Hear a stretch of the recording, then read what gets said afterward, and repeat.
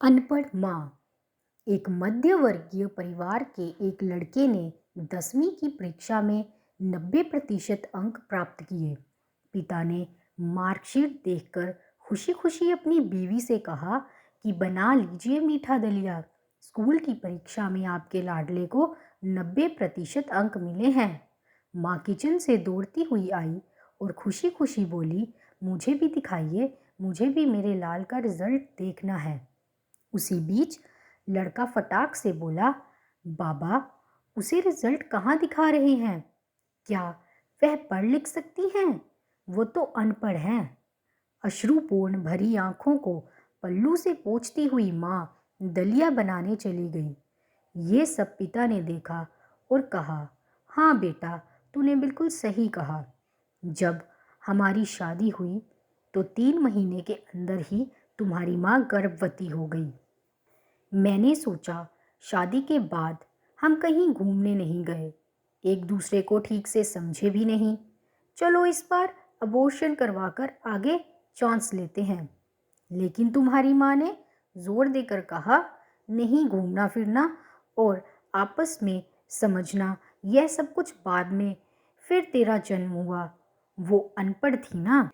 जब तू गर्भ में था तो उसे दूध बिल्कुल पसंद नहीं था।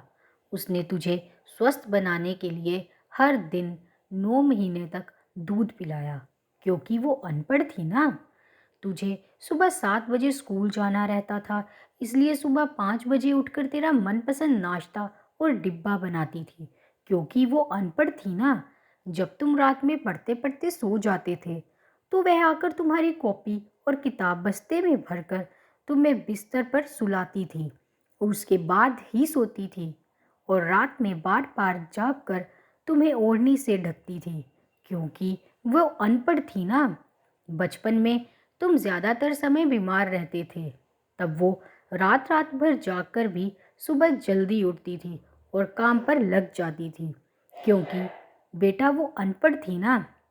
तुम्हारे लिए ब्रांडेड कपड़े लाने के लिए मेरे पीछे पड़ती थी और खुद सालों तक एक ही साड़ी पर रहती थी, क्योंकि वो अनपढ़ थी ना।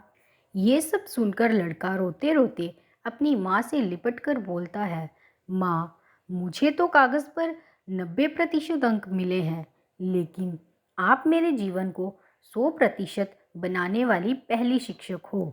माँ, मैं आज भी अशिक्षित हूँ और आपके पास पीएचडी के ऊपर भी उच्च डिग्री है, क्योंकि आज मैं अपनी माँ के अंदर छुपे हुए डॉक्टर, शिक्षक, वकील, dress designer, best cook in सभी के दर्शन कर लिए।